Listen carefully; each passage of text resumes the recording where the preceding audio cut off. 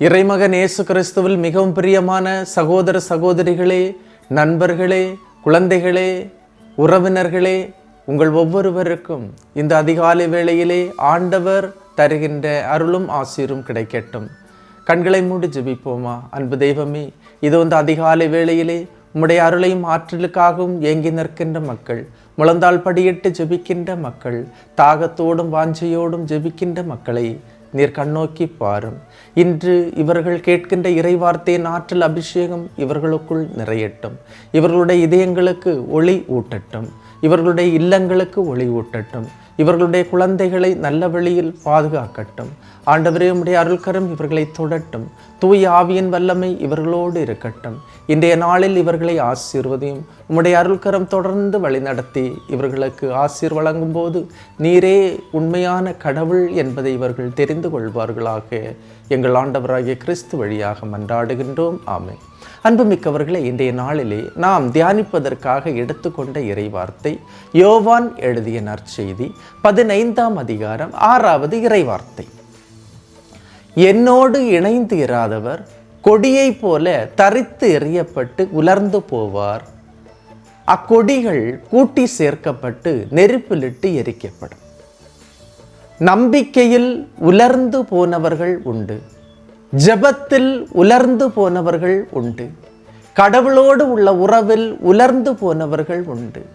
ஜெபித்து ஜெபித்து எனக்கு என்ன கிடைக்குது என்று மனம் தளர்ந்து சோர்ந்து போனவர்கள் தான் உலர்ந்து போனவர்கள்.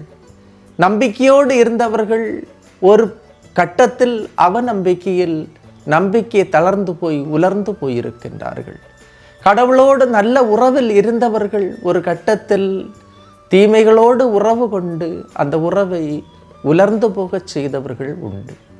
ஜெபத்தில் உலர்ந்து போனவர்களை விசுவாச கூட்டத்தில் உனது இறைவார்த்தை குழுவில் கட்டி வையுங்கள்.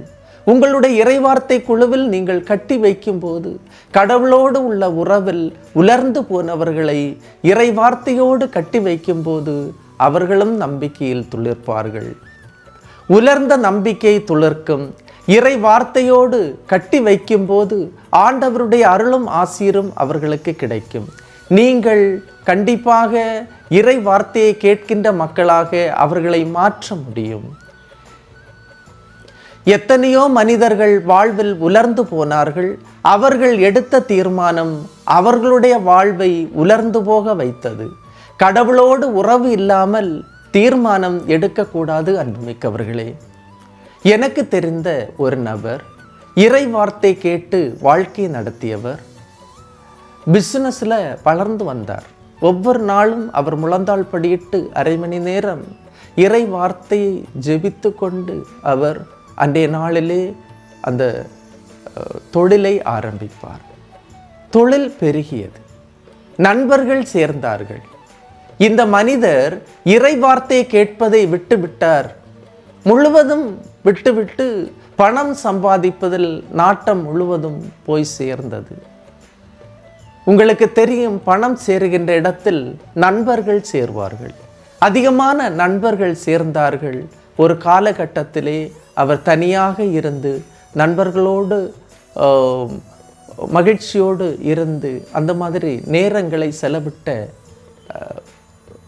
செலவிட்ட நேரங்கள் உண்டு. ஒரு கட்டத்தில் தொழிலில் நஷ்டம் வர ஆரம்பித்தது. அன்புமிக்கவர்களே, அந்த நஷ்டம் என்றால் தொடர்ந்து வருகின்ற நஷ்டம். எதிலும் அவருக்கு ஒரு மகிழ்ச்சியான ஒரு சூழலே இல்லை. தொடர்ந்து நஷ்டம். இறுதியாக எல்லாவற்றையும் இழந்து கடனாளியாக மாறினார். அப்போதுதான் பைபிளை நினைத்தார். கடவுளே, நான் பைபிள் வாசித்து கொண்டிருக்கும் போது, உம்முடைய இறை வார்த்தையை தியானித்து கொண்டிருக்கும் போது எனக்கு இந்த பிரச்சனை வரவில்லையே என்று அவர் நினைத்தார். அன்புமிக்கவர்களே, என்னோடு இணைந்திராதவர் கொடியை போல தரித்து எறியப்பட்டு உலர்ந்து போவார். என்னை பிரிந்து உங்களால் எதுவும் செய்ய இயலாது என்று இறை வார்த்தை சொல்லுகின்றது. ஒருவன் என்னுள்ளும் நான் அவனுள்ளும் இருந்தால் அவன் மிகுந்த கனி தருவான் என்று இறை வார்த்தை சொல்லுகின்றது. கடவுள் இல்லாமல் எடுக்கின்ற ஒவ்வொரு முடிவும் உலர்ந்து போகும். அன்று கடவுள் இல்லாமல் நான் மட்டும் எடுத்த முடிவால் நான் இன்று இவ்வாறு விழுந்து விட்டேன் என்று நீங்களில் ஒரு சிலர் நினைக்கலாம். அன்புமிக்கவர்களே, கடவுளில்லாத உறவு, கடவுளில்லாத பணம், கடவுளில்லாத சொத்து, கடவுளில்லாத சுகம், கடவுளில்லாத வேலை, இது எல்லாம் நிலைக்காது, உலர்ந்து போகும். இறை வார்த்தையில் இருக்கின்றவர்கள் உலர்ந்து போக மாட்டார்கள். காரணம், இறை வார்த்தையை தியானிக்கின்ற குடும்பம் உலர்ந்து போகாது அன்புமிக்கவர்களே. காரணம், தூய ஆவி அவர்களையும் அவர்களுடைய குடும்பத்தையும் வழிநடத்தும். இன்று இந்த இறை வார்த்தையின் ஆற்றல் நமக்கு கிடைக்க ஜெபிப்போம். எல்லாம் வல்ல இறைவன், தந்தை, மகன், தூய ஆவியார் உங்களையும் உங்கள் குடும்பத்தையும் நிறைவாய் ஆசீர்வதிப்பாராக. ஆமேன்.